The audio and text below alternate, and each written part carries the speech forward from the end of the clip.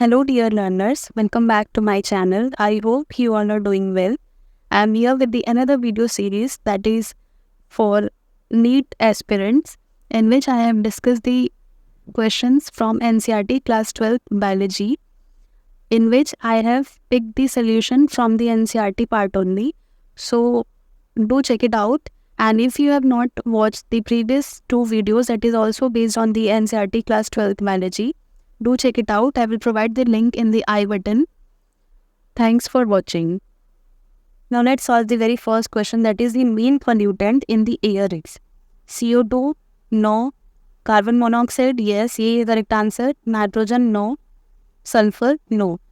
देखिए, ये जो कार्बन डाइऑक्साइड है या नाइट्रोजन है या सल्फर, ये पोल्यूटेंट तो है, बट देखा जाए इम्पैक्ट वाइज या टॉक्सिक कौन सा ज़्यादा है, कौन सा ज़्यादा हार्मफुल इफेक्ट डालता है जो इंडिविजुअल्स हैं, ह्यूमन बींग्स हैं या फिर बर्ड्स हैं, एनिमल्स हैं, तो वो क्या है?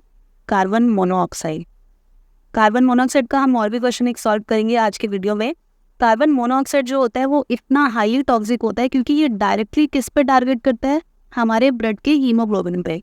यानी कि हमारा जो हीमोग्लोबिन होता है वो ऑक्सीजन कैरियर होता है, तो कार्बन मोनोऑक्साइड डायरेक्टली जाके हीमोग्लोबिन से बाइंड हो जाता है, और वो भी इतने स्टेबल तरीके से बाइंड होता है कि जो हीमोग्लोबिन है उसका स्ट्रक्चर जो है वो डिस्टॉर्ट हो जाता है. अब स्ट्रक्चर उसका जैसा रहना चाहिए O2 के बाइंड होने के लिए वैसा तो रहा नहीं, तो O2 बाइंड हो नहीं पाता और बॉडी में क्या होता है?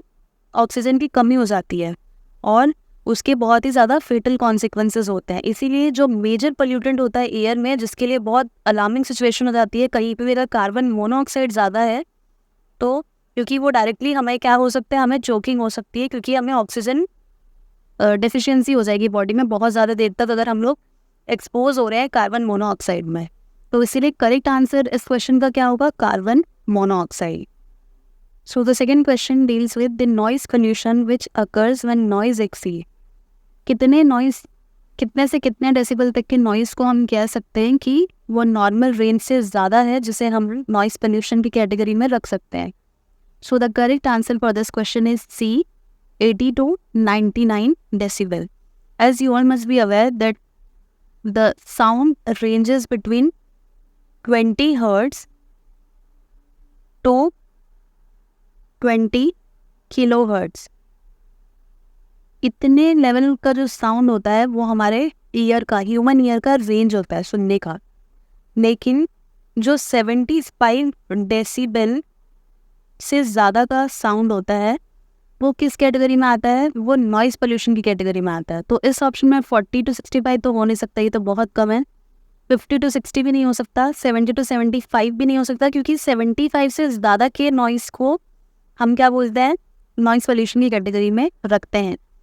अब इतना क्रॉनिक एक्सपोजर जब होता है हमारे हमेशा इसी रेंज में, जैसे 80 to 99 में हम हमेशा रहेंगे, तो धीरे धीरे क्या होगा? हमारा जो हियरिंग कैपेसिटी है वो कम होने लग जाएगा और साथ ही साथ और भी ज़्यादा हमें सिम्टम्स देखने को मिलेंगे. हेडेक, नॉशिया, डिजीनेस, ये सारी चीज़ें भी नॉइज़ पोल्यूशन के साथ एसोसिएटेड है. यानी कि और जो ओल्ड एज के जो पीपल होते हैं उनको तो और भी ज़्यादा इस चीज़ के लिए मना किया जाता है कि बहुत ज़्यादा साउंड उन्हें उनकी हेल्थ के लिए वो हार्मफुल होता है. Now the next question, that is factors contributing to the green house effect. So we have to find out which is the major factor which is responsible for the greenhouse effect. Now let's solve this question. Factor contributing to the greenhouse effect is green trees in the house, no. Grassland, no. Global warming, yes. Greenery in the country, no.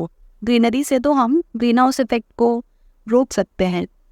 So the answer for this question is C, global warming. अब थोड़ा सा हम लोग background देख लेते हैं कि green house effect क्या होता है. So the green house effect is nothing but the process through which the heat is trapped near the earth surface by the several gases present in the atmosphere, that is known as green house gases. हमारे atmosphere में कुछ gases हैं जिन्हें हम green house gases बोलते हैं, like carbon dioxide, methane, ozone, nitrous oxide, chlorofluorocarbon, that is CFC.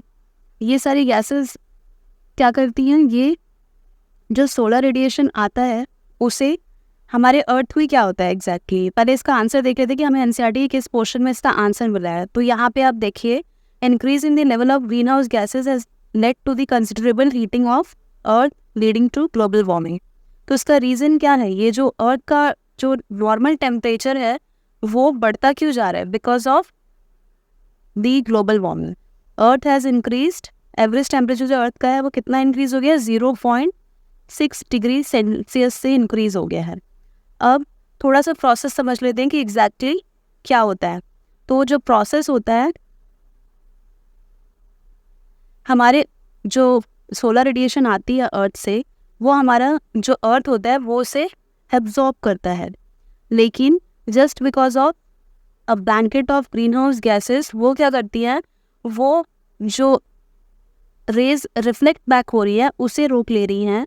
किस form में री-एमिट करता है हीट, अर्थ सरफेस हमारा इंफ्रारेड रेडिएशन की फॉर्म में री-एमिट करता है, लेकिन ये जो गैसेस है ग्रीन हाउस गैसेस वो क्या करती है, इस प्रोसेस को रोकती है, जिसकी वजह से सोलर रेडिएशन जो कि रिफ्लेक्ट बैक हो जा रहा था वो हमारे अर्थ में ही रह गया।